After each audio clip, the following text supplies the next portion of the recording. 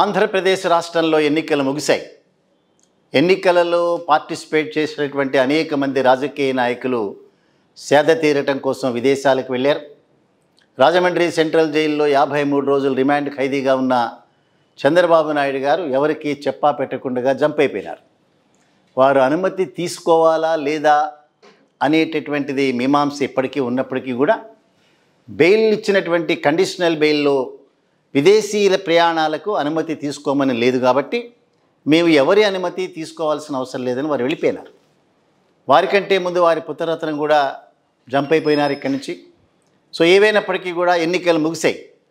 ఇంకా అందరి భవితవ్యం బ్యాలెట్ బాక్సుల్లో భద్రంగా ఉన్నటువంటి నేపథ్యంలో ఒక్కసారి జరిగినటువంటి ఓటింగ్ శాతమే కాకుండా జరిగినటువంటి ఓటర్ల యొక్క వివరాలన్నీ కూడా మన దగ్గర ఉన్నాయి కాబట్టి రాబోయేటటువంటి ఎన్నికల ఫలితాలు ఏ రకంగా ఉండొచ్చు అనేటటువంటి అంచనాలు మాత్రమే మనం వేయగలుగుతాం. సో ఒకసారి అంచనాల జోలికి కనుక మనం వెళ్తే ఆంధ్రప్రదేశ్ రాష్ట్రంలో మొత్తానికి రిజిస్టర్ చేసుకున్నటువంటి ఓటర్ల యొక్క సంఖ్య కనుక మనం చూస్తే 4,13,33,702 మంది. సో ఓవరాల్గా 4,33,00,000 చిల్లర రిజిస్ట్రేషన్ చేసుకున్న తర్వాత దాదాపు 81.86% ఓటింగ్ శాతం జరిగింది అని చెప్పి వివరాలు బయటకు వచ్చిన తర్వాత హైదరాబాద్ నుంచి తెలంగాణ రాష్ట్రాల నుంచి లక్షలాది మంది చంద్రబాబు నాయుడిని గెలిపించడం కోసం మాత్రమే వెళ్ళారనేటటువంటిది తెలుగుదేశానికి సంబంధించిన మీడియా ఇప్పటికీ కూడా ఉదరగొడుతోంది. ఒకవేళ ఆంధ్రప్రదేశ్ రాష్ట్రంలో జరిగేటటువంటి ఎన్నికల్ని తెలంగాణ రాష్ట్రంలో ఉండేటటువంటి సెటిలర్స్ మాత్రమే నిర్ణయించే మాట అయితే అసలు ఈ ఎన్నికకి అర్థమే లేదని చెప్పాలి. సో లక్షలాది మంది వెళ్ళారు అనేటటువంటి ఒక వాదన తప్ప తెలంగాణ రాష్ట్రం నుంచి ఎన్ని లక్షల మంది వెళ్ళారు, వెళ్ళినటువంటి వాళ్ళందరూ కూడా 4,13,00,000లోనే ఉన్నారా, దానికంటే పైబడి ఉన్నారా?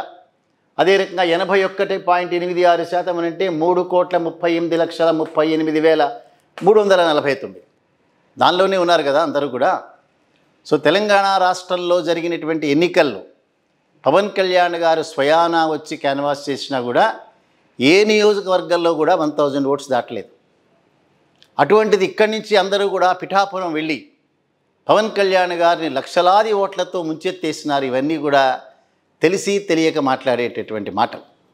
ఒకసారి మనం కనుక ఈ వివరాల్లో కనుక చూస్తే 4,13,00,000 మందిలో 81.86% అంటే చాలా భారతదేశంలోనే ఒక టాప్ మోస్ట్గా ఉండేటటువంటి ఓటింగ్ శాతం ఇది.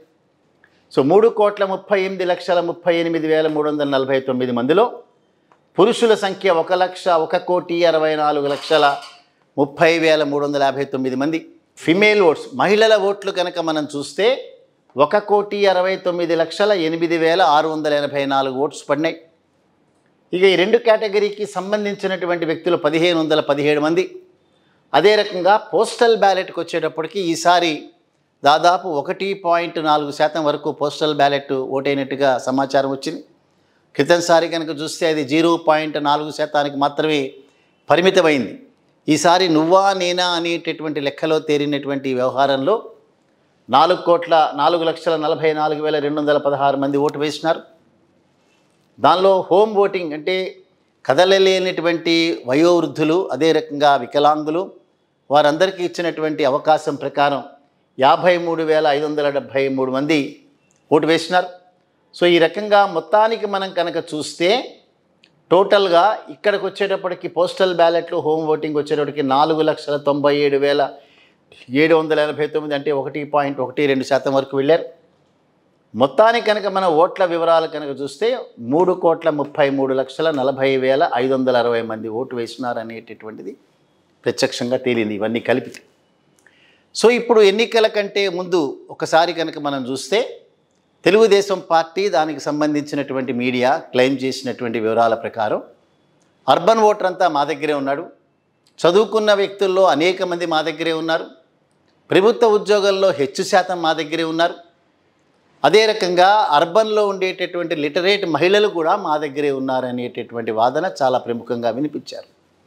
మనం చేసినటువంటి సర్వే కానీ అనేక మంది చేసినటువంటి ప్రీపోల్ సర్వేలో కూడా కొంత భాగం వారి వైపే తెలుగుదేశం పార్టీ వైపే మొగ్గు చూపినట్లుగా మనకు తెలిసింది. అంటే అర్బన్ ఓటర్లలో ఉండేటటువంటి పురుషులు కానీ మహిళలు కానీ చదువుకున్నవారు కానీ చదువుకోని వారు కానీ వీరందరినీ కనుక మనం లెక్కగట్టి చూస్తే 4,13,33,702 మందిలో 89 లక్షల మంది మాత్రమే అర్బన్లో ఉండేటటువంటి ఓటర్లుగా మనం నిర్ణయించాం. మనకు వచ్చిన సమాచారం ప్రకారం చిన్న చితక ఆదోని లాంటి చిన్న చిన్న పట్టణాలను కూడా అది అర్బన్ ఓటర్గా మనం తీసుకుని, లేదా అనంతపురం లాంటి చిన్న చిన్న పట్టణాలను కూడా అర్బన్ ఓటర్గా కనుక మనం లెక్క కడితే దాదాపుగా 1 కోటి మంది, అంటే 4,13,00,000 మందిలో 1 కోటి మంది మాత్రమే అర్బన్ ఓటర్లు.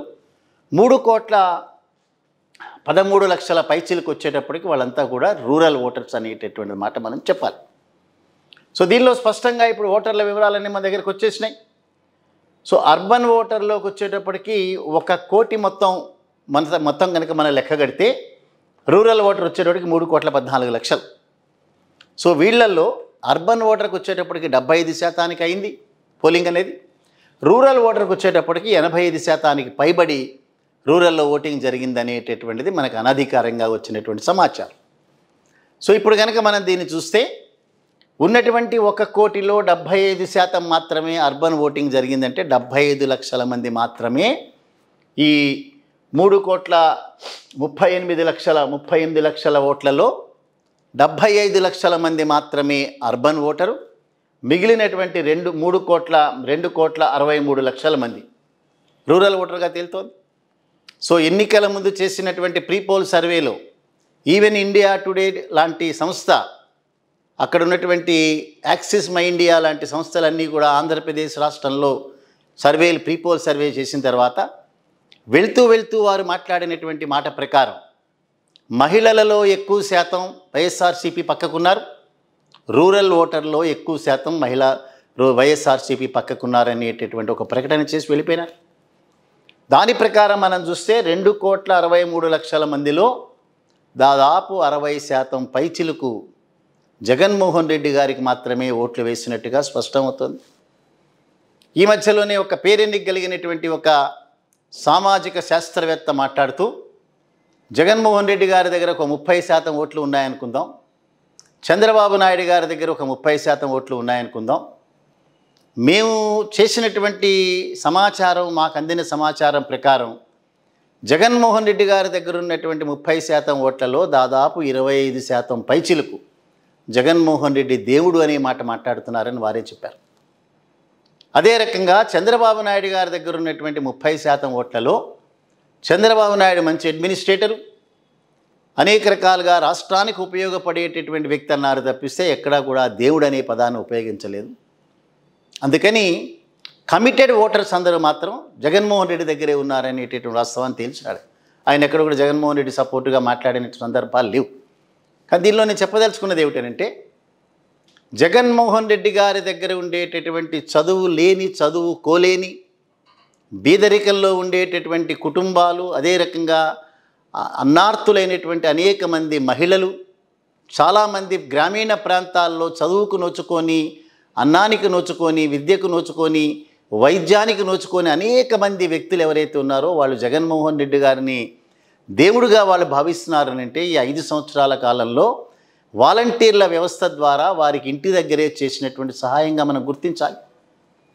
అటువంటి వ్యక్తి చంద్రబాబు నాయుడు గారు ఇచ్చినటువంటి ఇంప్లిమెంట్ కానటువంటి హామీలకు లొంగిపోయినాడని చెప్పి చంద్రబాబు నాయుడుకి సంబంధించిన మీడియా కోడెత్తి కూసినా కూడా నమ్మేటటువంటి అవకాశాలు లేవు. ఇక్కడ వారందరూ కూడా బీదరికంలో ఉండొచ్చు, చదువు లేకపోవచ్చు, జరుగుతున్నటువంటి పరిణామాల మీద ప్రత్యేకమైనటువంటి దృష్టి పెట్టకపోవచ్చు. రాబోయేటటువంటి రోజుల్లో భారతదేశం ప్రపంచంలో ఒక 3వ అద్భుతమైన శక్తిగా అవతరిస్తుందా లేదా అవగాహన లేకపోవచ్చు. వారికి సహాయం చేసినటువంటి చేతిని మోసం చేసేటటువంటి మనస్తత్వం ఉన్నటువంటి వ్యక్తి కాడు అని చెప్పి మనం ఖచ్చితంగా చెప్పగలుగుతారు. ఎందుకంటే ఇవన్నీ హామీల ద్వారా నేను చేసినటువంటి మేలు లేకపోగా జగన్మోహన్ రెడ్డి గారు చేసినటువంటి మేలు ఏదైతే ఉందో ఆ మేలులో మరింతగా ఎక్కువ మేలు చేస్తాం. అదే కదా చంద్రబాబు నాయుడు గారు చెప్పింది. చంద్రబాబు నాయుడు గారు చేసినటువంటి ఎన్నికల హామీలన్నీ కూడా పక్క రాష్ట్రాల్లో ఇంప్లిమెంట్ చేసినవి, పక్క రాష్ట్రాల్లో సక్సెస్ఫుల్గా అయినటువంటివి, జగన్మోహన్ రెడ్డి గారు సక్సెస్ఫుల్గా ఇంప్లిమెంట్ చేసింది. బియాండ్ దట్ ఆయన కొత్తగా ఆయన మైండ్లో పుట్టినటువంటి అంశం ఏమైనా ఉందా? ఎక్కడా కూడా లేదు. సో ఇటువంటి నేపథ్యంలో ఏదైతే 5 సంవత్సరాల కాలం వారు సహాయ సహకారాలు జగన్మోహన్ రెడ్డి గారి ప్రభుత్వం ద్వారా తీసుకుని ఉన్నారో, ఈ 2,63,00,000 మందిలో ఖచ్చితంగా 2 కోట్ల మంది పైచిలకు జగన్మోహన్ రెడ్డి గారిని ఆశీర్వదించారంటంలో ఎక్కడ కూడా ఆశ్చర్యం లేదు.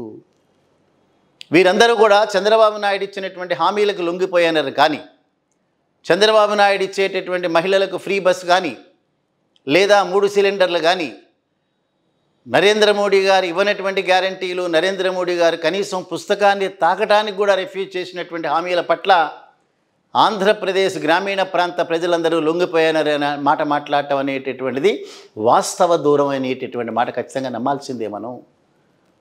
అందుకని 4వ తేదీన ఫలితాలు వస్తాయి. 1వ తేదీన ఎగ్జిట్ ఫలితాలు కూడా కొంత ఇండికేషన్ చేస్తాయి.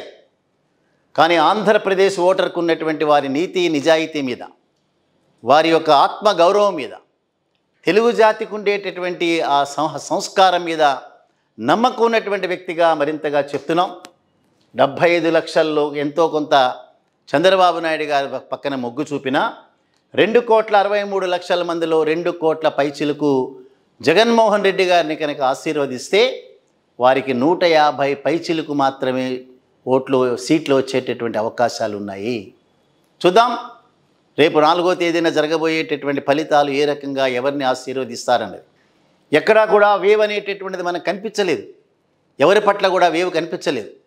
ఒకవేళ చంద్రబాబు నాయుడు గారు కనుక 140, 150 సీట్లతో ఒక ప్రశాంత్ కిషోర్ చెప్పినట్లు కానీ, లేదా రవి ప్రకాష్ చెప్పినట్లు కానీ, మరొకరు చెప్పినట్లు కానీ జరగాలి అని అంటే ఈ 5 సంవత్సరాల కాలం సహాయ సహకారాలు తీసుకున్నటువంటి వ్యక్తులు జగన్మోహన్ రెడ్డి గారికి వెన్నుపోటు పొడిచి ఉండాలి. అది జరిగే పని కాదది. వారు చెప్పినట్లుగా 25-30% ప్రజలు జగన్మోహన్ రెడ్డి గారిని దేవుడుగా పరిగణిస్తున్నారని అంటే వారు చేసినటువంటి లబ్ధి, వీరు పొందినటువంటి సహాయ సహకారాలు మాత్రమే ఒక మనిషిని దేవుడిగా నిలబెడతాయి తప్పిస్తే అంతకుమించి వేరే మార్గం లేదు. సో అంచేత 2,63,00,000 మంది గ్రామీణ ప్రాంత ప్రజలు, మహిళలు, చదువుకునేటువంటి వాళ్ళు, బీదవారు, బీద విద్యార్థులు, వీళ్ళందరూ కూడా, బీద యువత వీళ్ళందరూ కూడా జగన్మోహన్ రెడ్డి గారి ఆలోచన ప్రకారం మాత్రమే జగన్మోహన్ రెడ్డి గారిని ఆశీర్వదిస్తారు. చూద్దాం 4వ తేదీన వచ్చేటటువంటి ఫలితాలు. ఇవి పెత్తందారులకి, అదే రకంగా పేదవారికి మధ్యలో జరిగేటటువంటిదే కాకుండా కృతజ్ఞతకి మధ్యలో జరిగేటటువంటి పోరాటంగా కూడా మనం దాన్ని అభివర్ణించవచ్చు.